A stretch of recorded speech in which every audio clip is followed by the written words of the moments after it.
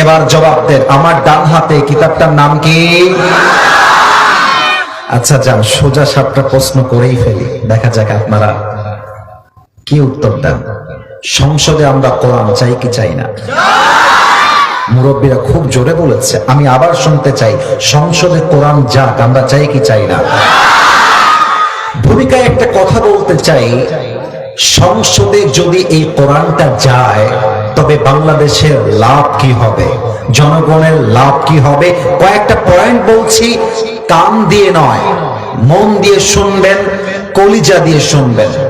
প্রথম কথা, এই কোরআন দিয়ে যদি সংবিধান হয়, এই কোরআন দিয়ে যদি পার্লামেন্ট চলে, এই কোরআন দিয়ে যদি সংসদের প্রত্যেকটা আইন পাস হয়, প্রথম লাভ হবে বাংলার মাটিতে ইনসাফ তথা জাস্টিস কায়েম হবে। ঠিক কিনা বলেন? জাস্টিস কায়েম হবে কেন? কারণ কোরআনে আল্লাহ তাআলা বলেছেন, আউযু বিল্লাহি মিনাশ শাইতানির রাজীম, ইন্নাল্লাহা ইয়া'মুরুকুম আন তু'আদ্দুল আমানাতি ইলা আহলিহা ওয়া ইযা হাকামতুম বাইনান নাসি আন তাহকুমু বিল আদল। Allah subhanahu wa ta'ala tells you to give the people back his rights. আল্লাহ বলছে, যার যেটা অধিকার তাকে সেটা ফিরিয়ে দাও, তাকে তার প্রাপ্যটা বুঝিয়ে দাও। ওয়া ইযা হাকামতুম বাইনান নাসি আন তাহকুমু বিল আদল, and whenever you judge between people, you have to judge with justice. যখন তোমরা বিচার করবা, ইনসাফের সাথে বিচার করবা, ন্যায়পরায়ণ বিচার করবা। এখন আমি ছোট্ট একটা ব্যাখ্যা দিতে চাই, ইনসাফের বিচারটা আসলে কেমন হবে। কথার কথা, গোদাগাড়িতে একজন রিকশাওয়ালা আছে, রিকশাওয়ালার ছেলে একটা অপরাধ করে ফেলেছে, আবার একই সময়ে এমপির ছেলেও একটা অপরাধ করে ফেলেছে। আপনারা খেয়াল করবেন, রিকশাওয়ালার ছেলের বিচারটা খুব কঠোর হয়, আর এমপির ছেলের কথা আসলে বিচারটা হালকা হয়ে যায়। কথা ভুল বললাম না ঠিক বললাম? বলে ইনসাফ মানে হচ্ছে, যদি রিকশাওয়ালার ছেলের বিচার হয়, তার বিচার যেমন ভাবে হবে, এমপির ছেলে যে অন্যায় করেছে সেম তার বিচারটা একই ভাবে করতে হবে। এটার নাম ইনসাফ। ঠিক কিনা বলেন? Okay, let me give you another example. আর একটা উদাহরণ দেই। মুরব্বির পেছনে একজন যুবক, কালো গেঞ্জি, তুমি দাঁড়াও তো কলিজার ভাই, মোবাইল হাতে। না না, বকা দিব না, বকা দিব না, দাঁড়াও। একটু মোটা আছে তো তাই ভয় পাচ্ছে। না না, তুমি আমার ভালোবাসার মানুষ। যুবকরা মানে হচ্ছে আমার কলিজা, ওরাই তো আমার হৃদয়ের ভালোবাসার জায়গা। তোমার নাম কি কলিজার ভাই? আচ্ছা, ওকে দেখা যায়? কথা না বললে বুঝি কেমন করে? দেখা যায়? তা কথা বলছেন না কেন গো? দেখা যায়? আচ্ছা, মনে করেন এই ছেলেটা আমি ওয়াচ করে নেমে যাওয়ার সময় আমার কাছে আসছে, বলছে, কি হুজুর, জবের ব্যাপার, ভালোই ওয়াচ করছেন নাকি? আবার রাজনীতিও মারছেন দেখছি, আপনাকে দেখে নিব, খালি বাড়ি যান। আমাকে হুমকি মারলো, কথার কথা। আমি বললাম, এবে তোর বাড়ি দিবে, ঘিরেলে। এই কথা বলে আমি আমার গাড়ি থেকে একটা ছুরি বের করে, আমি যদিও হেসে হেসে বলছি, but this is the reality. আমি আপনাকে এক্সাম্পল দিয়ে বোঝাবো যে ইনসাফ কোরআন দিয়ে কায়েম করলে কেমন করে হবে। আমি খেপে গেলাম, একটা চাকু নিয়ে এসে ওর পায়ে মারলাম এক কোপ। এক কোপে ওর ডান পা কেটে গেল। এবার বলেন, বাম পা না ডান পা? জোরে বলেন, বাম পা না ডান পা? এক কোপ দিয়ে কেটে দিলাম।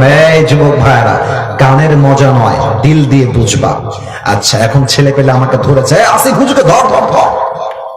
আমার নামে আগামীকাল গোদাগাড়িতে মামলা হয়ে গেল। এবার সোনামণি, তুমি বসো, তুমি নতুন, ভয় পাও, নতুন নতুন, বসো। আমার নামে মামলা হয়েছে, গোদাগাড়ি ভাইরা, আমার নামে কি হয়েছে? আচ্ছা, আগামীকাল আমার বিচার হলো, মনে করেন রাজশাহীর কোর্টে, রাজশাহীর আদালতে। এখন জজ সাহেব বলছে, আসিফ হুজুর, আপনি লোকটা দেখতে সুন্দর, ওয়াজও ভালো, বাট আপনার মনটা ভালো না, আপনি পা কাটলেন কেন? শোনেন, আপনার বিচার আমি করে দিচ্ছি। বাংলাদেশের ব্রিটিশ যে আইন আছে তথাকথিত নিয়ম অনুযায়ী আমার বিচার হলো আসিফ হুজুরের 10 লাখ টাকা জরিমানা আর 1 বছরের জেল। এবার আপনাদের জবাব দেবার পালা। 10 লাখ টাকা জরিমানা আর কয় বছরের জেল? মাশাআল্লাহ, মন ভরে গেছে। আরেকবার জবাব দিবেন। 10 লাখ টাকা জরিমানা, কয় বছরের জেল? আমার মুরব্বীরা, আমার যুবক ভাইরা, একটা বিচার এটা ইনসাফপূর্ণ হলো কিনা, জাস্টিস হলো কিনা, ন্যায়পরায়ণ হলো কিনা, এটা বোঝার জন্য একটা দাড়িপাল্লার প্রয়োজন। দাড়িপাল্লা নিয়ে আসেন। ওর যে আমি ডান পাটা কোপ দিয়ে কেটে দিয়েছি, ওর ডান পাটা আপনি দাড়িপাল্লা ডান দিকে দেন। আর আপনি যে আমাকে বাংলাদেশের সংবিধান অনুযায়ী 10 লাখ টাকার জরিমানা আর 1 বছরের জেল দিয়েছেন, এইটা দাড়িপাল্লার বাম দিকে দেন। এবার গোদাগাড়ির মানুষের ব্রেনকে জাস্টিফাই করতে চাই, মেধাকে জাস্টিফাই করতে চাই। দাড়িপাল্লা একদিকে ডান পা কাটা, আর একদিকে 10 লাখ টাকা জরিমানা এবং 1 বছরের জেল। আপনি কিয়ামত পর্যন্ত দাড়িপাল্লা ধরে টানলেও দুইটা কি সমান সমান হবে? তা জোরে বলতে হবে তো, সমান সমান হবে। আচ্ছা, আপনি এবার জরিমানা দেন 20 লাখ টাকা, জেল দেন 3 বছরের, টান দেন, আবারও কি সমান সমান হবে? সমান সমান করতে হলে আপনাকে আল্লাহ এই জমিনে আল্লাহর কোরআন দিয়ে রাজ কায়েম করতে হবে। কেমন করে? বুঝে নেন। وَكَتَبْنَا عَلَيْهِمْ فِيهَا أَنَّ النَّفْسَ بِالنَّفْسِ وَالْعَيْنَ بِالْعَيْنِ وَالْأَنْفَ بِالْأَنْفِ وَالْأُذُنَ بِالْأُذُنِ وَالسِّنَّ بِالسِّنِّ وَالْجُرُوحَ قِصَاص। আল্লাহ তাআলা বলছেন, কেউ যদি তোমার চোখ তুলে নেয়, তার চোখ তুমি তুলে নাও। চোখের বদলে চোখ, নাকের বদলে নাক, কানের বদলে কান, পায়ের বদলে পা, জানের বদলে জান নিতে হবে। এটার নামই তো ইসলাম। এবার আসুন, সংবিধান পাশ হবে আল্লাহর কোরআন দিয়ে। এবার আইনে কি পাশ করা হবে? বিচার আমার জন্য বলা হবে, আসিফ হুজুর গোদাগাড়ির কাপাসিয়ার মাহফিলে একজন যুবকের ডান পা কেটে দিয়েছে, তোমরা আসিফ হুজুরের ডান পা কেটে দাও। এবার ওর ডান পাটা নিয়ে দাড়িপাল্লার ডান দিকে রাখেন, আর আসিফ হুজুরের ডান পাটা কেটে দাড়িপাল্লার বাম দিকে রাখেন। এইবার টান দেন, দেখবেন দুইটা সমান সমান হয়ে গেছে। ঠিক আছে কিনা বলেন? ওয়ামান হাকামা বিহি আদালা। এই কোরআন দিয়ে যে রাজ কায়েম করবে, এই কোরআন দিয়ে যে ইনসাফ কায়েম করবে, সেই তো সঠিক বিচার করতে পারবে। ঠিক কিনা বলো? 1 নাম্বার, কোরআন দিয়ে সংসদ চললে জাস্টিস কায়েম হবে, ইনসাফ কায়েম হবে। This is my first point. This is the first benefit that I'm sharing with all the people of Godagari. 1 number লাভ। 2 নাম্বার লাভ জানতে মনে চায় নাকি চায় না? না, আওয়াজটা আসে নাই। চাই কি চায় না? সংসদে আইন পাস করতে হবে, যেই জেলার যেই নেতা হবে, এই কথা কিন্তু গায়ে লাগবে, আগেই বলছি, কথা কিন্তু গায়ে লাগবে। যেই জেলার যেই নেতা, যেই জেলার যেই এমপি, যেই জেলার যেই চেয়ারম্যান, প্রত্যেকের জন্য আইন করা হবে।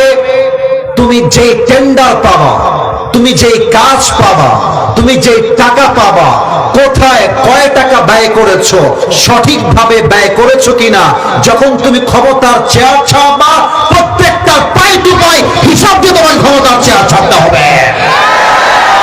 فَمَن يَعْمَلْ مِثْقَالَ ذَرَّةٍ خَيْرًا يَرَهُ وَمَن يَعْمَلْ مِثْقَالَ ذَرَّةٍ شَرًّا يَرَهُ. If anyone has done an atom sort of good, he will see it. If anyone has done an atom sort of bad, he will see it on the day of judgment. আল্লাহ তাআলা বলছেন, শস্যের দানা পরিমাণ ভালো আমল, এটা ওজন হবে। শস্যের দানা পরিমাণ খারাপ আমল, এটাও দাড়িপাল্লায় ওজন হবে। এটাই শিক্ষা দেয় নেতা সাহেব। আপনাকে ব্রিজ তৈরি করতে দেওয়া হয়েছে টাকা, লাগবে রড, আপনি দিলেন বাঁশ, কবরে ফেরেশতা দিবে আপনাকে বাঁশ। কথা আস্তে ঠিক বললে কেন? বলো সবাই, ঠিক আছে কিনা? কবরে বাঁশ তো পরে আসবে, আমার কথা সংসদ চলবে কোরআন দিয়ে। যেই নেতা 1 টাকা মেরে খাবে ওর বিচার হবে এমন কোন বিচার, ওর এমন বাস দেওয়া লাগবে ওর 14 বংশে কোন পুরুষ যেন দেশের টাকা মেরে খেতে না পারে। 2 নাম্বার কথা, জবাবদিহিতার আইন পাস করতে হবে কোরআন থেকে। 3 নাম্বার, যদি সংসদে কোরআন যায় তবে বিয়ের আইনটা চেঞ্জ হয়ে যাবে। কেমন করে চেঞ্জ হবে? বাংলাদেশে এখন আইন করা হয়েছে 18 বছরের আগে নাকি কোনো মেয়ে বিয়ে করতে পারবে না। এখন আমার প্রশ্ন রাষ্ট্রের কাছে, আমার প্রশ্ন গোদাগাড়ির কাছে, 18 বছরের আগে যদি কোনো মেয়ে হালাল ভাবে বিয়ে করতে না পারে, তাহলে 16 বছরের যেই মেয়েটা রাজশাহীর পার্কে গিয়ে প্রেম করে বেড়ায় তার জন্য আইনটা পাশ হবে কবে? 16 বছরের মেয়ে প্রেম করলে নষ্টামি হয় না, প্রেম করলে পাপ হয় না। ক্লাস 7 এর মেয়ে টিকটকে গিয়ে নাচলে পাপ হয় না। 18 বছরে বিয়ে করলে পাপ হয়ে যায়। এটা পশ্চিমার দালি ছাড়া কিছুই হতে পারে না। বাংলার সংসদে আইন পাস হবে। 18 বছর তো দূরের কথা, একজন মেয়ে যখন তার হায়েজ হয়ে যাবে, যখন সে সাবালিকা হয়ে যাবে, তাকে একজন যোগ্য পাত্র দেখে বিয়ে দেওয়া হবে। তবে আইন পাস করতে হবে বিয়ের ক্ষেত্রে টাকা নয়, চরিত্রকে সবচেয়ে বেশি গুরুত্ব দেওয়া লাগবে। আজকালকার মেয়ের বাবারা টাকা পাইলে মেয়েকে বুইরা টাকলার সাথে বিয়ের পিঠে বসায় দেয়। বলো, তাহলে বিয়ের আইন পাস হবে। যেই যুবকের বয়স হয়ে যাবে, যেই মেয়ের বিয়ের বয়স হয়ে যাবে, সাথে সাথেই সে বিয়ে করতে পারবে। তবে লাভটা কোথায় হবে? যদি একজন যুবকের সঠিক বয়সে বিয়ে হয়ে যায়, সেই যুবকটা মাদক থেকে বেঁচে যাবে। যদি যাবে নাকি যাবে না, যাবে নাকি যাবে না? আল্লাহর কোরআন দিয়ে সংসদ চললে আমাদের দেশে ইউনিটি তৈরি হবে, ঐক্যতা তৈরি হবে। কেমন ভাবে দেখেন, আপনারা চাঁপাইনবাবগঞ্জের দিকে তাকান। আমি কিন্তু রাজনীতি করার কথা বলছি না, আমি যা বলছি কোরআন থেকে দলিল দিয়ে বলবো। চাঁপাইনবাবগঞ্জে এক দলের এমপি আরেক দলের এমপিকে গালি দিচ্ছে প্রকাশ্যে, কথার কথা। আরেক দলের এমপি অমুক দলের এমপিকে গালি দিচ্ছে প্রকাশ্যে, একদম ইচ্ছা মতো যা মন চায়। কোরআন দিয়ে সংসদ চললে দ্বিমত থাকবেন, রাজনীতি ভিন্ন হবে, ঠিক আছে, বাট মাথায় রাখতে হবে আমার রাজনীতির চিন্তা ভিন্ন হতে পারে, বাট আমার আল্লাহ এক, আমার কোরআন এক, আমার ধর্ম এক, আমার রাসূল এক। অতএব যেখানেই মারামারি হোক না কেন, যেখানেই ঝামেলা হবে, আমরা ঐক্যবদ্ধ হয়ে সেই ঝামেলাকে ফেস করতে চাই, ঠিক কিনা বলেন? যখন আমি একা তখন আমি ব্যক্তি, আমরা যখন সবাই মিলে যাই তখন আমরা শক্তি। আগামীর বাংলাদেশ সংসদে যাবে জামাত ইসলাম, সংসদে যাবে বিএনপি, যাবে চরমনায়, যাবে হেফাজত, আমার কোনো আপত্তি নেই। বাট মাথায় রাখতে হবে আমাদের মাঝে যতই বিভেদ থাকুক না কেন, ইসলামের জন্য হাতে হাত রেখে বাংলার জন্য কাজ করতে হবে, ঠিক কিনা বলো? আল্লামা দেলোয়ার হোসেন সাঈদী হুজুর বলতেন, তোমরা ভারতের দালালি করা বন্ধ করে দাও। ডক্টর জাকির নায়েক আসবে 28 তারিখ। ভারত বলেছে তাদের কাছে নাকি আমাদেরকে ডক্টর জাকির নায়েককে হস্তান্তর করতে হবে। বেটা, তোর মামুর ভাইয়ের আবদার নাকি বে? ডক্টর জাকির নায়েক বাংলার মাটিতে আসবে, কোরআনের দাওয়াত দিবে। কোন বাতিল যদি বাধা দেওয়ার এক চুল সাহস করে, ওর পিঠের চামড়া একটাও থাকবে না। একটা ছোট্ট গল্প মনে পড়ে গেল, বলা যাবে?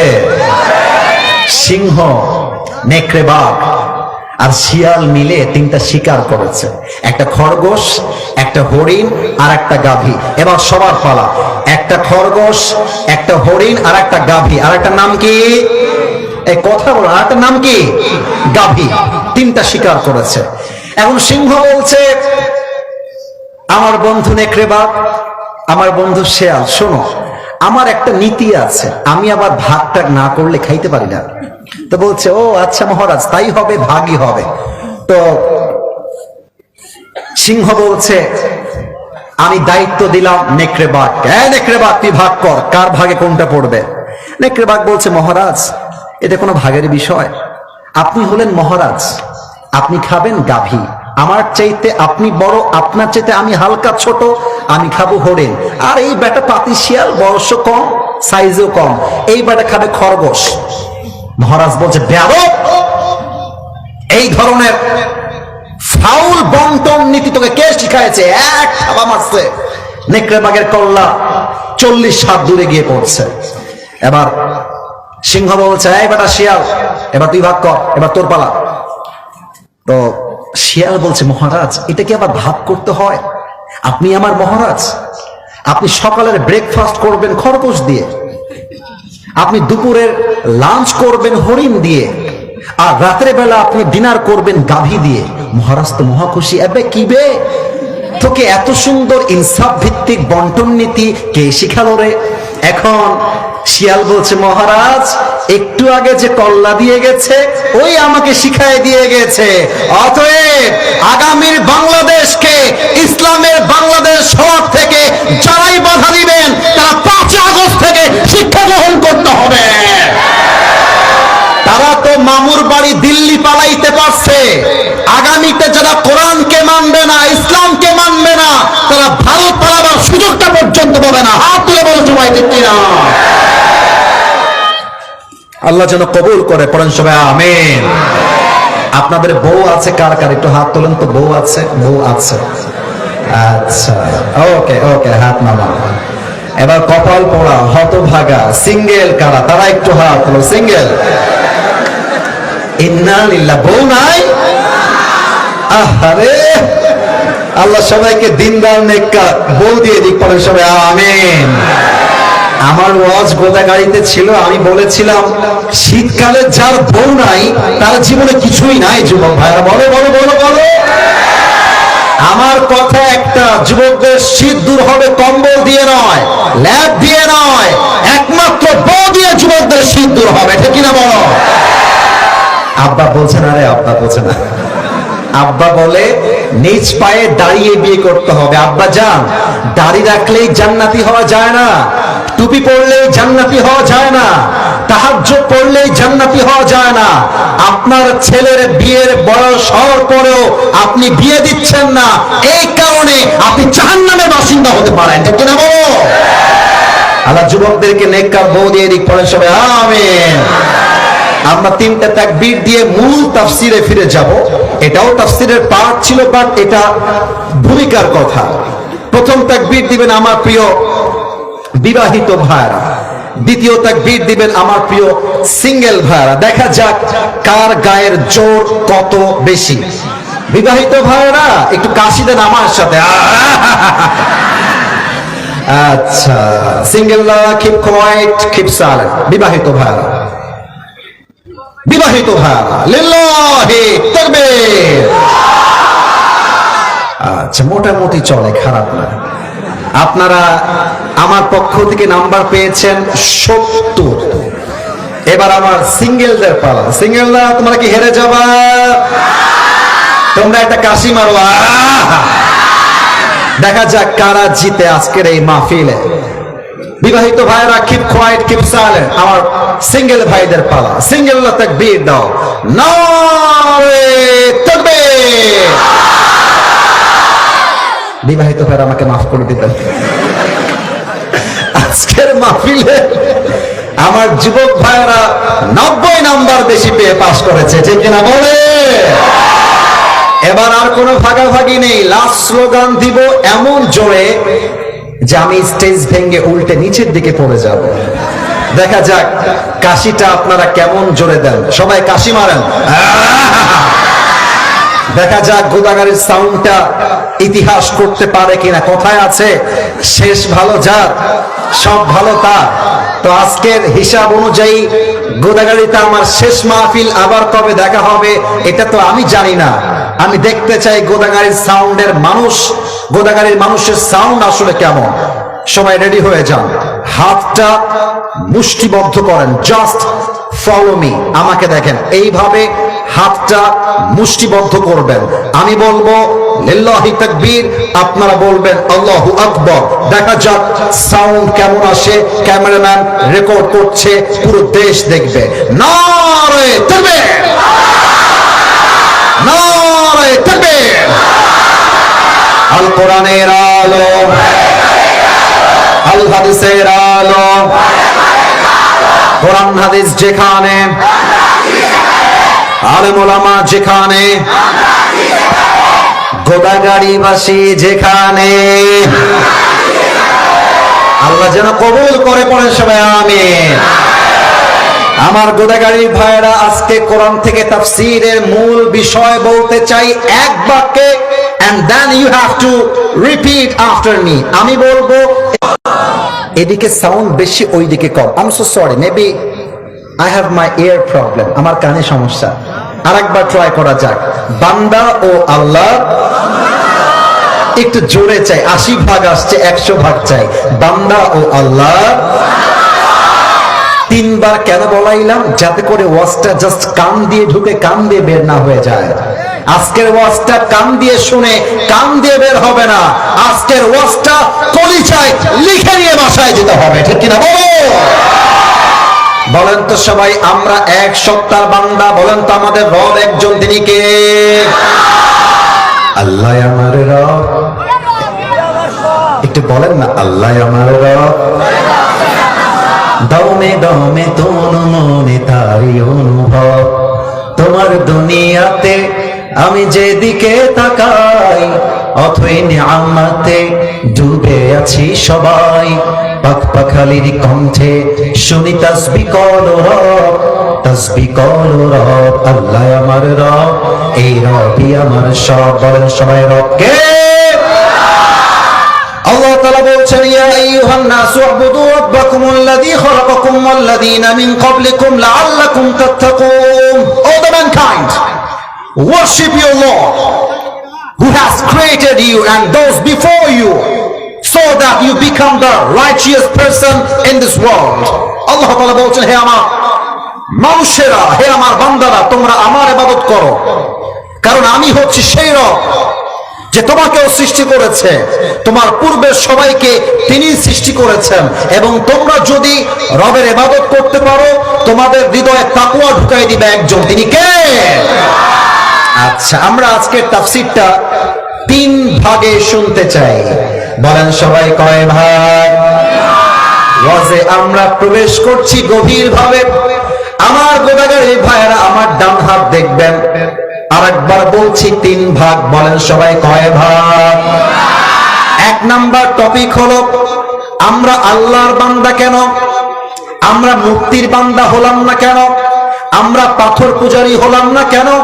আমরা আল্লাহর বান্দা কেন হলাম? 1 নাম্বার। 2 নাম্বার হলো, একজন ধৈর্যশীল বান্দা এবং আল্লাহর সাথে সম্পর্ক কেমন হয়, আমরা 2 নাম্বারে জানতে চাই। 3 নাম্বার হলো, কিয়ামতের কঠিন ময়দান যখন কায়েম হয়ে যাবে, বাপ যখন তার সন্তানকে চিনবে না, মা তার সন্তানকে চিনবে না, সেই দিন বান্দার সাথে আল্লাহর সম্পর্ক কেমন হবে জানতে মনে চায় নাকি চায় না? These are the 3 points that I'm going to talk about on this matter today at night. আজকের কথা হবে 3টা পয়েন্টে।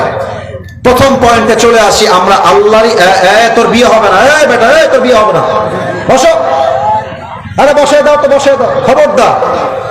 কেউ যদি উঠে যায়, ওই লুঙ্গি টান দিয়ে ধরে বসায় দেওয়া লাগবে, ঠিক কিনা বলো? তবে লুঙ্গি যেন খুলে না যায়। খবরদার, আমার চোখ সব দিকে আছে।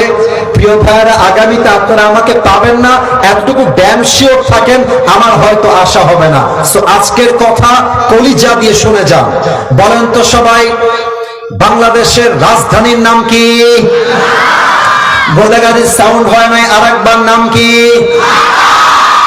আপনারা যারা ঢাকায় গিয়েছেন দেখবেন, ঢাকা যাওয়ার আগে গাজীপুর পড়ে। গাজীপুরের নাম আছে না নাই? মুরব্বীরাও আমার সঙ্গে একমত হবেন। দেখবেন গাজীপুরে যাওয়ার সময় সাভার বা গাজীপুর বিশাল বড় বড় ফ্যাক্টরি। আচ্ছা, গাজীপুর ইয়ার তো বহুত দূর হয়ে গেল, করিব মে আও, কাছাকাছি আসি। আপনাদের এই গোদাগাড়ি রাস্তায় যাওয়ার সময় একটা প্রাণ আরএফএল-এর ফুড অ্যাগ্রো বিশাল বড় একটা কোম্পানি বা বিশাল বড় একটা কারখানা আছে না নাই? এক মিনিটের জন্য ভাবেন যে আমি হলাম সেই প্রাণ কোম্পানির মালিক। আমি উদাহরণ দিচ্ছি, আসলে কিন্তু না। আমি হলাম প্রাণ আরএফএল-এর মালিক। ওই যে আপনার সামনে আছে ওইটার কথা বললাম, প্রাণ কোম্পানি। এখন এই গোদাগাড়ির কাপাসিয়ার থেকে 300 যুবক, 100 মুরব্বী আর 300 মা বোন সেইখানে কাজ করে। আমি বললাম এই হচ্ছে আপনাদের ফ্ল্যাট, এই হচ্ছে আপনাদের থাকার জায়গা দিলাম। 3 বেলা কি খাবেন তাও ইনশিওর করলাম। আবার বেতন কবে কত হবে তাও আমি দিলাম। এবার বুঝবেন আমার কথা, থাকার জায়গার ওয়াসিলাও আমি, খাবার দিলাম এটার ওয়াসিলাও আমি, আবার বেতন কত হবে এটাও দিব আমি। তাহলে বলেন বস কি গোদাগাড়ির যুবকরা হবে না বস হব আমি? বুঝলে উত্তর দিবেন, না হয় চুপ থাকেন। বেতন দেই আমি, বস কি অন্য কেউ হবে না আমি বস হব? আমি বস হব, কারণ আমি খাওয়াচ্ছি, আমি জায়গা দিয়েছি, আমি বেতন দিচ্ছি। এবার আসেন মূল কথায়। এই যে নিঃশ্বাসটা নিলেন, এর ভেতরেও কার শক্তি আছে? ডানে খুব অ্যাক্টিভ। আর একবার, এই নিঃশ্বাস নেওয়ার পেছনে ক্ষমতা আছে কার? আপনি বাসা থেকে খেয়ে এসেছেন কিংবা খাবেন, এই রিজিকটার মালিক কে?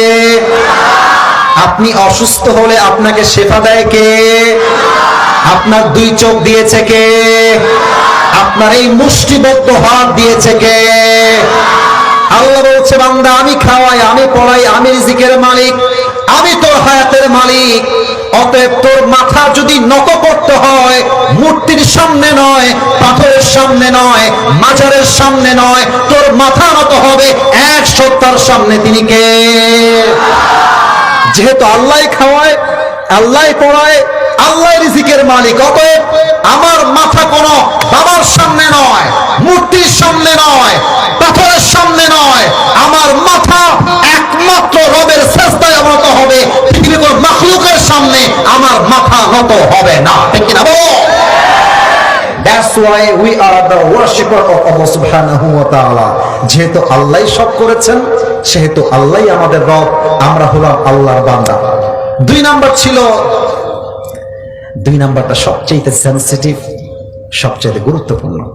আচ্ছা যুবক ভাইয়েরা, তোমরা আমাকে একটু মন থেকে বলো তো, আমার মায়েরা কোন সাইডে আসছে? বলা যাবে? বেয়াদবি নিবেন না। মায়েরা কোন সাইডে আছে? ওইদিকে সামনে আছে, এই পাশেও আছে। আচ্ছা মায়েরা আমাকে মাফ করবেন, আমি শুরুতে আপনাদের কথা বলি নাই, আমি এখন অ্যাড্রেস করছি আম্মা জান, আমার বোনেরা কানটা একটু খাড়া করবেন। আমার আব্বা জান, আপনার পায়ে আমার হাত, কানটা খাড়া করবেন। আমার যুবক ভাইরা, তোমাদের সাথে আবদার করে বলছি কানটা খাড়া করো। ধৈর্যশীল বান্দার সাথে আল্লাহর সম্পর্ক কেমন হয়? এক্সাম্পল দিচ্ছি, প্রশ্ন করে বলেন তো, নবীজির সবচাইতে কলিজার টুকরা মেয়ে যিনি ছিলেন, ভয় পাবেন না উত্তর দিতে, নাম কি ছিল ভাই আমার? এভাবে তো বললে হবে না, জোরে বলতে হবে। নাম কি ছিল? আর একবার বলেন কি নাম ছিল? রাদিয়াল্লাহু তাআলা আনহা। আর একটা প্রশ্ন, বলেন তো ফাতেমার স্বামীর নাম কি ছিল? Right answer, thank you so much. আর একবার, স্বামীর নাম কি ছিল? লাস্ট প্রশ্ন, তাদের বংশ থেকে 2 জন জান্নাতের সর্দার এসেছিল, এক হাসান, 2 এত আস্তে বললে কি হয়? হাসান আর আমরা খুব নিমক হারাম ভাই, খুব বেঈমান আমরা মানুষ। আল্লাহ সারাটা জীবন আমাদেরকে দিয়ে গেল, একদিন কম হয়ে যায় আমরা বলি আরে ভাই আমার মতো খারাপ পৃথিবীতে কেউ নাই রে ভাই, সব দুঃখ আমার কপালে, সব জ্বালা আমার কপালে। একবার হিসাব করেন তো কতদিন না খেয়েছিলেন আর কতদিন খেয়েছিলেন, একবার হিসাব করেন তো কয়দিন অসুস্থ ছিলেন, কয়দিন সুস্থ ছিলেন। হিসাব করলে দেখা যাবে আল্লাহ এত নিয়ামত দিয়েছে, ওয়াইন তাউদ্দু নি'মাতাল্লাহি লা তুহসুহা। ক্যালকুলেটর দিয়ে, কম্পিউটার দিয়ে, ফোন দিয়ে আল্লাহ নিয়ামত গুনে গুনে শেষ করা যাবে না। ঠিক কিনা বলো? একবার ফাতেমার সংসারে, আলীর সংসারে বড্ড অভাব দেখা দিয়েছে। একদিন যায়, 2 দিন যায়, 3 দিন যায়, কোনো খাবার নাই। ডাল নাই, চাল নাই, ভাত নাই। আলী রাদিয়াল্লাহু তাআলা আনহু প্রচন্ড ক্ষুধার ব্যথায় কাতরাচ্ছেন, এত ক্ষুধা, এত যন্ত্রণা।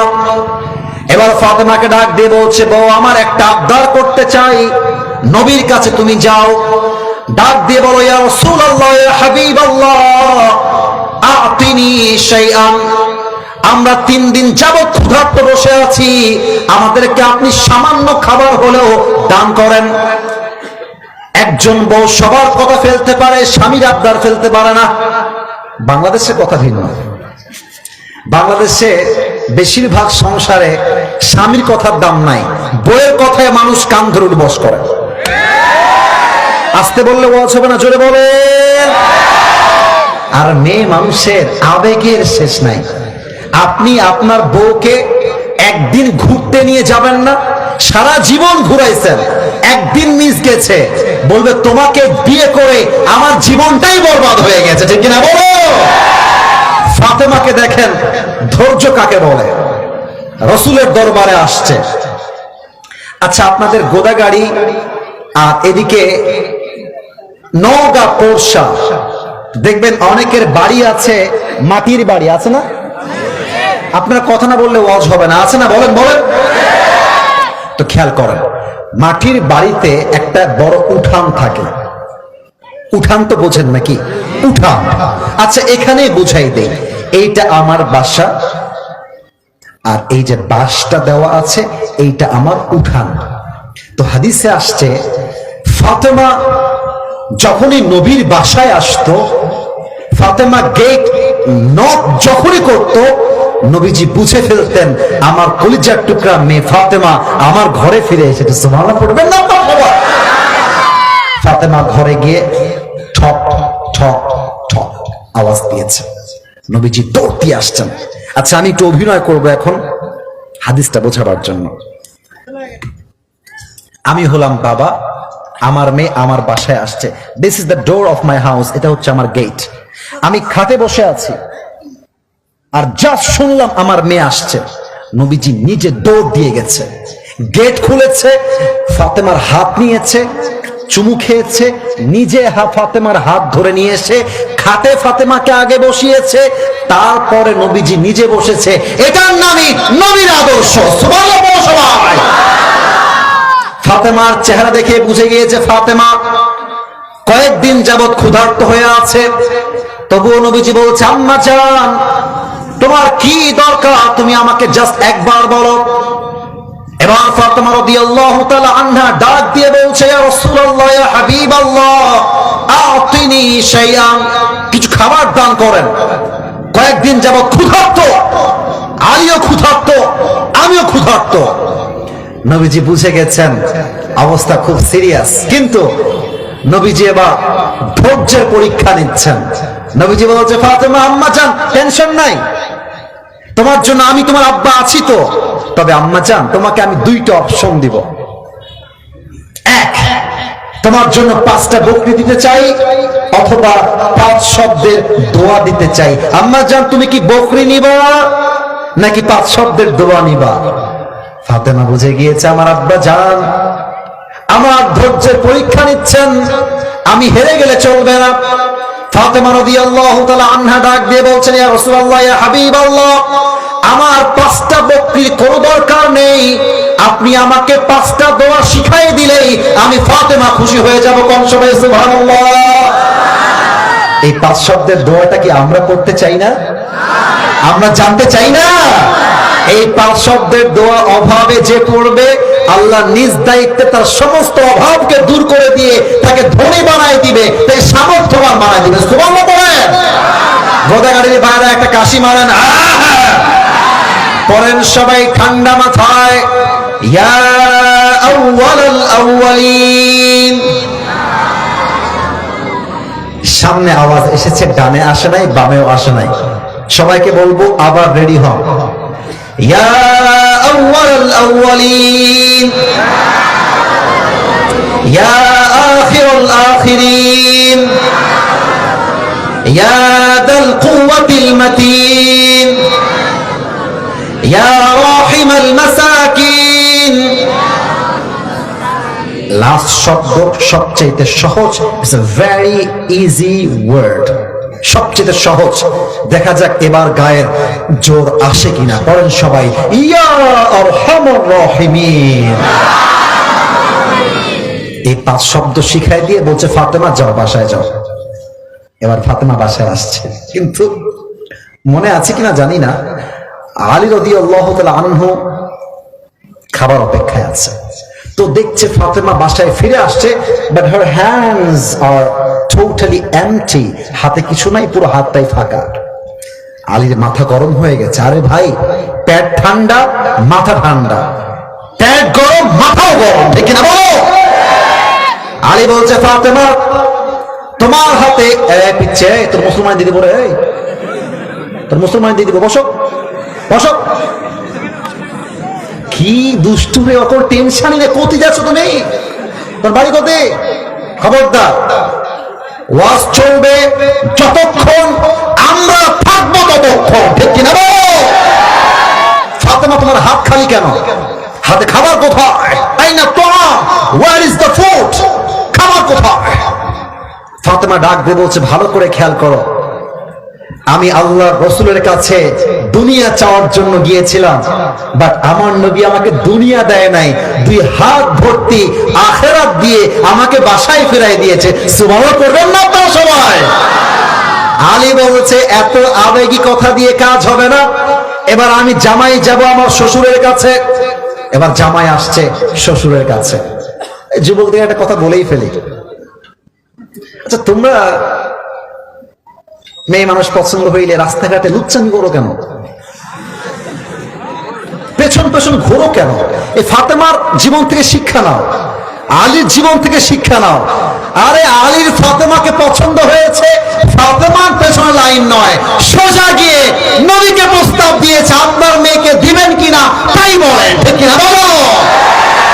মেয়ের পেছনে ঘুরতে যাবা না। আর এখানে অনেক ছেলে পেলে আছে ছ্যাঁকা খেয়ে বেকা হয়ে গেছে। বলেন, আমি মাঝে মাঝে কি বলি জানো, আমরা পুরুষ মানুষ, আমাদের ছ্যাঁকা খাওয়ার কোনো প্রশ্নই নেই। ছ্যাঁকা খাবে মেয়েরা, কারণ তাদের জন্য একটা বিয়ে জায়েজ। তোমাকে একটা মেয়ে ছাড়বে, ও একটা বিয়ে করবে, ওইটা দেখে ভেঙে পড়ার কোনো কারণ নেই। ও একটা বিয়ে করবে, তুমি 4টা বিয়ে করে দেখাই দিবা, কোনো টাইম নাই। যুবক ভাই, ঠিক না বলো? ভয় পেও না, বুক চিরে দাঁড়িয়ে যাও, আল্লাহর ভরসায় সাহসটা বাড়াও, আল্লাহর নামে আগুন জ্বালাও বুকে, সত্যের পথে চলো, সাহস রাখো মুখে, থেমে গেলে চলবে না, রক্তে আগুন ধরাও। আল্লাহর সৈনিক তুমি, সেই পতাকা উড়াও। আর আল্লাহ যখন পাশে, কিসের এত ভয়? তাওয়াক্কুল করো, কাছে আসবে বিজয়। মিজানুর রহমান আজহারি বলেছিল, আধারে ভয় পেও না, আলো আছে আড়ালে, অন্ধকার পালিয়ে যাবে, তুমি উঠে দাঁড়াবে, ঠিক কিনা বলো? আলী রাদিয়াল্লাহু তাআলা আনহু জামাই হয়ে শ্বশুরের কাছে আসছেন, চুপচাপ দাঁড়ায় আছে নবীর সামনে। তো নবীজি কিন্তু বুঝে গিয়েছে আলী কেন এসেছে। আব্বাজান, যুবক ভাই, আমার কথা কি বোঝা যায় নাকি যায় না? আপনার না বললে আমি বুঝবো কেমন করে গো? বলেন গো, বোঝা যায় নাকি যায় না বলেন? আলী এসে দাঁড়ায় আছে, কিছু বলছে না। নবী কিন্তু বুঝে গিয়েছে আলী কিছু খাবার চাওয়ার জন্যই এসেছে, এমনিতে আমার কাছে আসে নাই। আলী, আলী তোমার কি হয়েছে আমাকে বলো। আলী বলছে, ইয়া রাসূলুল্লাহ আ'তিনি শাইআন, কিছু খাবার দেন। 3 দিন যাবত আমিও ক্ষুধার্ত, ফাতেমাও ক্ষুধার্ত। রাসূল ডাক দিয়ে বলছেন, আলী আমি দিতে প্রস্তুত, আমার কোনো সমস্যা নাই, তবে 2টা অপশন দিব। এক হলো 5000 ছাগল, 2 নাম্বার অপশন 5টা দোয়া। আগে ছিল 5টা ছাগল 5টা দোয়া, এবার 5 থেকে কয় হাজার? কথা বলেন গো, 5 থেকে 5000। কুড ইউ ইমাজিন কত লম্বা সংখ্যা? আলী বুঝে গেছে আমার শ্বশুর আমাকে ধৈর্যের পরীক্ষা নিচ্ছে। আলী বলছে, ইয়া রাসূলুল্লাহ আমার 5000 বকরির দরকার নাই, আমি ধৈর্যশীল হয়ে বলছি, আপনি আমাকে 5 শব্দের দোয়া শিখাই দেন, দ্যাট ইজ এনাফ। আমি এতেই খুশি। 5 শব্দের দোয়া শিখে ধৈর্যের সাথে বাসায় আসছে।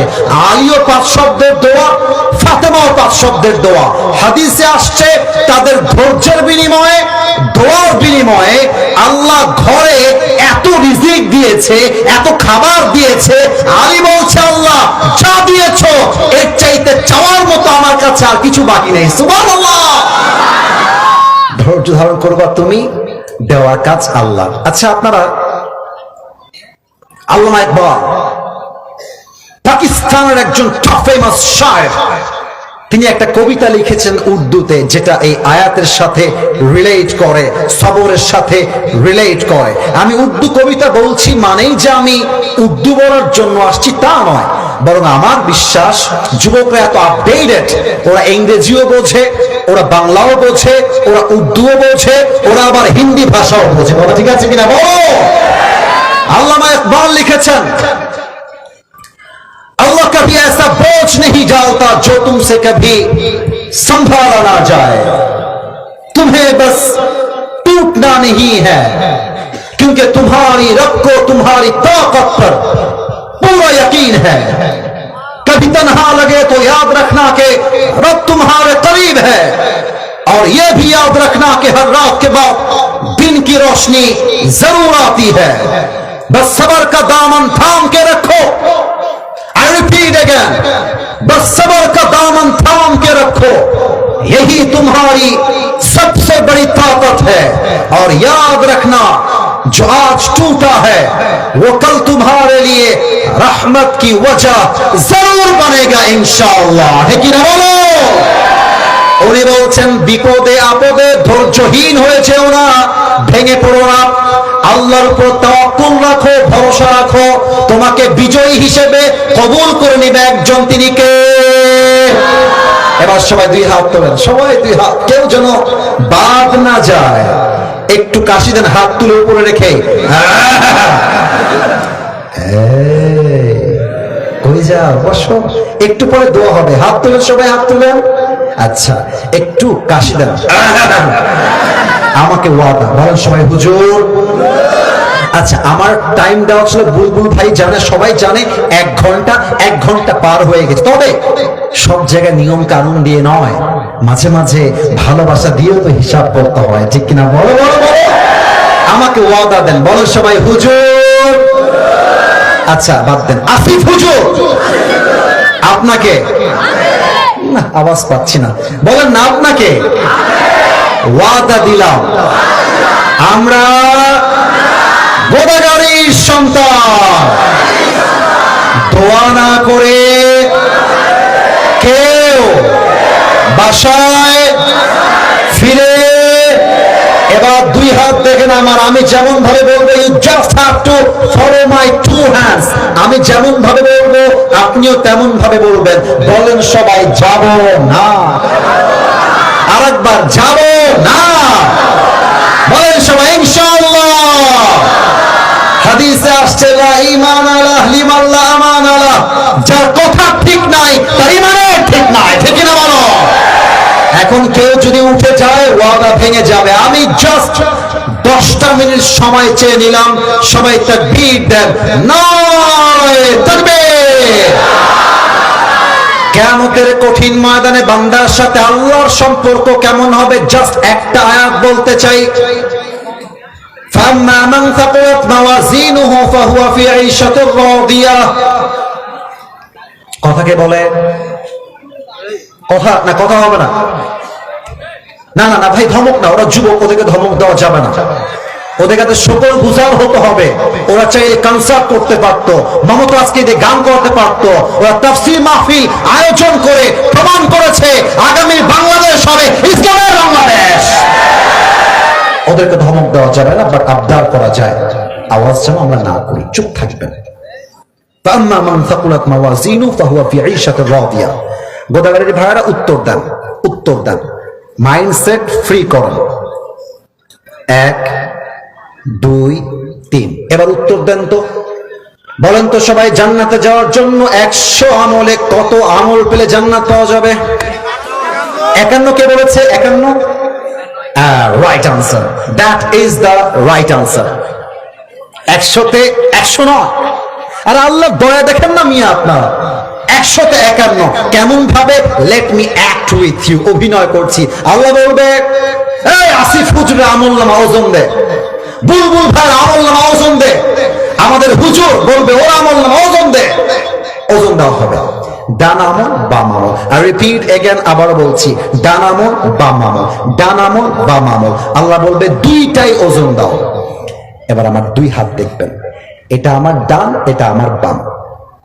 যদি ডান আমলটা বামের চাইতে just a little bit 1%, just ডান আমলটা হালকা উঁচু হয়ে গেছে, আল্লাহ বলবে এই ফেরেশতা ফাহুয়া ফি আইশাতির রাদিয়া, আমার বান্দার আমলনামা 1% বেড়ে গিয়েছে, যা আমার বান্দাকে জান্নাত দিয়ে দে। একটু জোরে বলবেন না সুবহানাল্লাহ আপনারা? পাকিস্তানের টপ ফেমাস স্কলার, নাম হচ্ছে মাওলানা তারিক জামিল। দেখবেন সাদা সাদা পাগড়ি পরে, দেখতে চমৎকার চেহারাটা, উর্দু ভাষায় বয়ান করা। উনি এক মারাত্মক হাদিস সেই দিন বলছিলেন, কিয়ামতের কঠিন ময়দানে একজন যুবক দাঁড়াবে তার আমলনামা নিয়ে, কিন্তু দুইটা আমলই হয়ে যাবে 50-50, এটাও 50, এটাও 50। এবার বলেন তো, দুইটাই 50, এবার জান্নাতে যাওয়ার জন্য আমল লাগে মাত্র কয়টা? আর একটু জোরে আঙ্গুল দেখে বলেন সবাই, কয়টা? যুবক বলবে টেंशन की कोई बात नहीं है, मेरी बाप है यहां पर, मेरी बाप मुझे एक अमल देगा और मैं सीधा जन्नत में चला जाऊंगा। কথা কি বোঝা যায় নাকি যায় না? আরে বাপ দিব তো একটা আমল, no tension, not a big deal, do ফুর্তি, মজা করো, একটা আমল পাওয়া যাবে। যদিও এটা একটু মজার সুরে বলে ফেললাম, কিন্তু কথা কিন্তু খুবই মারাত্মক সিরিয়াস, কারণ এটা আমার কথা নয়, আল্লাহর কথা। কোরআনে কি বলেছে আল্লাহ? ইয়াউমা ইয়াফিরুল মারউ মিন আখি ওয়া উম্মিহি ওয়া আবিহি। মা তার সন্তানকে চিনবে না, সন্তান তার মাকে চিনবে না, বউ তার স্বামীকে চিনবে না, স্বামী তার বউকে চিনবে না। যেই ভাই ভাইয়ের সম্পর্ক কোটি গুণ বেশি, ভাই তার ভাইকে চিনবে না।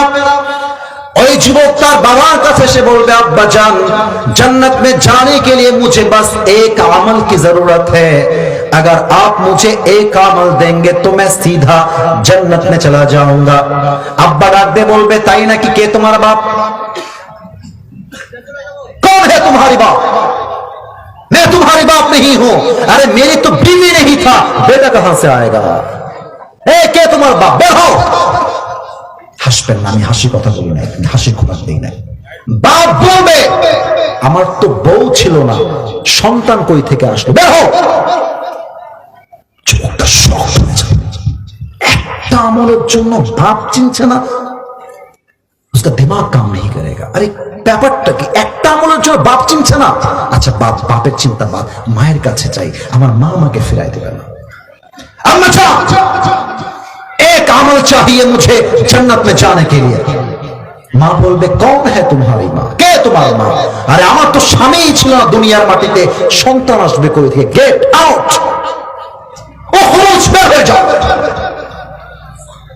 বউ, মা, বাবা, সন্তান, ভাই, বোন, nobody will give just on this, একজনও একটা আমল দিতে রাজি হবে না। তো তারিক জামিল বললেন, ওই যুবকটা কিয়ামতের কঠিন ময়দানে আমি দেখাইতে পারবো না, তবু যতটুকু দেখানো যায় আমাকে দেখবেন সবাই। Look at my body structure, আমার দেহটা দেখেন, আমি হাদিসটা বোঝাতে চাই, বডির মুভমেন্ট দেখবেন। ডান পা বাম পা, ডান হাঁটু বাম হাঁটু, এই দুইটা এই বুক বরাবর নিয়ে আসবে। কথা কি বোঝা যায়? একটু বললে খুশি হতাম, বোঝা যায়? এইটা বুক বরাবর নিয়ে আসবে, আর এই দুইটা হাত দিয়ে এমন করে ধরবে, মাথাটা নিচুর দিকে থাকবে, আর ফুপিয়ে ফুপিয়ে একটা আমলের জন্য হাসরের ময়দানে কান্না করবে। তো তারিক জামিল বললেন, একটা যুবক তার কাছে আসবে, এসে বলবে, আরে ভাই তুমি क्या हो गया है, तुम रो क्यों रहे हो, तुम्हें क्या चाहिए मुझे बताओ, আরে ভাই তোমার কি লাগবে আমাকে বলো। ওই যুবকটা এমন করে মাথাটা উঁচু করবে, বলবে, এই ভাই আপনি কে? বাপ চিনছে না, মা চিনছে না, বউ চিনছে না, সন্তান চিনছে না। হু আর ইউ ম্যান? আপনি কি? আপনি যান এখান থেকে, আপনি আমার একটু উপকার করতে পারবেন না। তো যুবকটা বলবে, আরে ভাই মুঝে बताओ তো সহি তুমি क्या चाहिए, বলেন না ভাই কি লাগবে। যুবকটা এবার বলবে, ভাই আমার मुझे बस एक अमल की जरूरत है। मेरे बाप ने मुझे एक अमल नहीं दिया, भाई ने नहीं दिया, बीवी ने भी नहीं दिया, मेरी माँ ने भी मुझे एक अमल नहीं दिया। मुझे बस एक अमल की जरूरत है जन्नत में जाने के लिए। বলবে, ও আচ্ছা আচ্ছা, একটা আমল দরকার তাই তো? বলছে, yes, I just need on this to enter in the paradise. একটা আমল হলেই আমি জান্নাতি। ওই যুবকটা বলবে, আচ্ছা ঠিক है, वो अमल मैं आपको देने वाला हूं। সুবহানাল্লাহ পড়বেন না সবাই? তো এই কথা শুনে যুবকটা শকড হয়ে যাবে, সারপ্রাইজড, অবাক, কিং কর্তব্য বিমূঢ় হয়ে যাবে। আরে কেমনে সম্ভব? बाप देना, माँ देना, कौन हो तुम? क्यों मुझे एक अमल देने वाले हो? अरे दिवा কেন বলো? এই ভাই আপনি নিবেন কিনা তাই কর। বলছে, আরে দাও দাও। একটা আমল নিয়ে সোজা আল্লাহর কাছে দৌড় দিবে। আল্লাহ, ये देखो मुझे एक अमल मिल गया है, अभी के अभी मुझे जन्नत में दाखिल करा दो। আল্লাহ বলবে, এই বান্দা, কি রে তোর একটা আমল তোকে কে দিল রে? बोल हादा अखी, ये जो मेरा भाई है इसने मुझे एक अमल दिया है। अल्लाह बोल, ছেলে, এই যুবক, এই বান্দা, তুই একটা আমল দিলি কেন আমার বান্দাকে? আচ্ছা বলেন তো, আল্লাহ কি জানে নাকি জানে না? জানে নাকি জানে না? জানে নাকি জানে না? তুই একটা আমল দিলি কেন? যুবক ডাক দিয়ে বলবে, আল্লাহ मैं क्या करूं, मेरे पास कोई अमल ही नहीं है, सिर्फ एक ही अमल है। আছে একটা, अगर ये है तो भी मैं जहन्नमी हूं, नहीं है फिर भी मैं जहन्नमी हूं। तो मैंने सोचा कि एक अमल अपनी भाई को दे दूं और मेरा भाई जन्नती हो जाए, तो मुझे ये अपनी भाई के लिए एक एहसान होगा, एक रहम होगा। अल्लाह আমল আছেই মাত্র একটা, ও থাকলেও আমি জাহান্নামী, ও না থাকলেও আমি জাহান্নামী। তো ভাবলাম একটা আমল রেখে আর কি করব, আমার ভাইকে দিয়ে দেই, দয়া করে আমার ভাই জান্নাতি হয়ে যাবে, এটাই আমার জন্য খুশির কারণ হবে। সুবহানাল্লাহ পড়বেন না আপনারা সবাই? আল্লাহ বলবেন, ও আচ্ছা ये बात है। কিরে বান্দা, তোর দয়া কি আমি আল্লাহর চাইতে বেশি হয়ে গেল? খবরদার, নো নেভার, নো নেভার। আনা রহমান, আনা রহিম, I'm the most merciful, I'm the most gracious, I'm the most kindful Lord। मुझसे बड़ा मेहरबान और कोई भी नहीं हो सकता। ऐ बांदा, তোর আমল নামা 51 হয়ে গেছে না? যা जन्नत जा, लेकिन तू अकेला जन्नत में मत जाना। जिस भाई ने तुझे एक अमल दिया है, तू भी जन्नत में जा, अपनी भाई को साथ लेकर दोनों जन्नत में चले जा। सुभान अल्लाह। আল্লাহ বলবে, বান্দা তোর আমল তো 51 হয়ে গিয়েছে, যা জান্নাতে যা। তবে তুই একা যাস না, তোর যেই ভাই তোকে একটা আমল দিয়েছে, তুইও জান্নাতে যা, তোর ভাইকে নিয়ে দুইজন একসাথে জান্নাতে যা। কোন সবাই সুবহানাল্লাহ। তাহলে কিয়ামতের দিন বান্দার জন্য আল্লাহর দয়া, আল্লাহর মায়া কম হবে না বেশি হবে? একটু হাতটা না তুলে চুপ করে বসে থেকে একবার আল্লাহকে ডাকেন তো, বলেন সবাই আল্লাহ। আওয়াজটা একটু কম আসছে, দিল থেকে আওয়াজ চাই। আমি হাত তুলতে বললাম না কেন, কষ্ট হবে তাই। আমি আরেকবার ডাকতে বলবো। আচ্ছা একটু কাশি দিয়ে গলাটা ঠিক করে নেই, আর দিলটাকে ইখলাসের সাথে বসাই নেই। দোয়া এখনই হবে, আর কাউকে বিরক্ত করতে চাই না। বলেন সবাই আল্লাহ। আমি দিল থেকে তওবা করছি, ও আল্লাহ, আমার জীবনের সব গুনাহ তুমি মাফ করে দাও। 2 নম্বর ওয়াদা আল্লাহর সাথে করতেই হবে। বলেন সবাই আল্লাহ। আমরা এই ওয়াদাটা না একটু মন থেকে করেন। আচ্ছা মন থেকে করবেন, একদম দিল থেকে। বলেন সবাই আমরা তোমাকে ওয়াদা দিলাম, আজ থেকে 1 ওয়াক্ত নামাজ কখনো মাথা ঝুঁকিয়ে বলবেন আমার মতো ছাড়বো না। আওয়াজটা আসে নাই, ছাড়বো না। বলেন সবাই ইনশাআল্লাহ। এবার আমার দিকে তাকায় বলেন তো, এইটা কালো কালো লম্বা লম্বা, এটার নাম? আস্তে কেন, জোরে বলেন গো, আরো জোরে বলেন গো। আমাকে পাম দিও না গো, সত্যি বলবো। আমাকে দাড়ি রেখে আমাকে আনস্মার্ট লাগতেছে? কথা বলো, আনস্মার্ট লাগতেছে? খ্যাত লাগতেছে? আমি গোদাগাড়ির মাটিতে গতবার বলে গেছিলাম, দাড়ি যেই মেয়ের পছন্দ না, ওর জন্য বিটিএস এর হিজড়া ছাড়া সেকেন্ড কোন অপশন আমাদের কাছে না। আরে যেই মেয়ে আমাকে দাড়ির জন্য বিয়ে করতে চায় না, সে তো আমার বাড়ির বউ হওয়ার যোগ্যতাই রাখে না। আর যে আমাকে দাড়ির জন্য বিয়ে করতে চায়, সে তো আমার বাড়ির বউ হওয়ার যোগ্যতা রাখে না। কিনা বলো? বলেন সবাই আল্লাহ। আজ থেকে দাড়ি, আওয়াজটা পারফেক্ট পেয়েছি, পারফেক্ট পেয়েছি। আবার দাড়ি আর মাথা ঝুঁকিয়ে কাটবো না। একটু নিয়ত করেন, নিয়ত করেন, নিয়ত। বলেন সবাই কাটবো না। বলেন সবাই আওয়াজ করে ইনশাআল্লাহ। লাস্ট ওয়াদা আমার সাথে বলেন, হুজুর দোয়ার সময় আমরা কেউ উঠে যাব না। বামে আওয়াজ নাই, উঠে যাব না। বলেন সবাই আওয়াজ করে ইনশাআল্লাহ। আমি দোয়া করব অল্প সময়ে, আগেই বলে দেই, আমার বুলবুল ভাইরা সহ এলাকার যুবকরা সহ আপনারা অক্লান্ত পরিশ্রম করেছেন। এদেরকে আপনারা ছোট করবেন না, এদেরকে নিয়ে বদনাম করবেন না, এদেরকে মোটিভেট করবেন, টাকা দিবেন, পয়সা দিবেন, সাহায্য করবেন। যারা আজকে আমাকে নিয়ে আসছে, আগামীতে হতে পারে এরাই আবার ডক্টর আজহারীকে গোদাগাড়ির মাটিতে নিয়ে আসবে। ঠিক কিনা বলো? আল্লাহ কমিটির ভাইদেরকে কবুল করুক, পড়েন সবাই আমিন।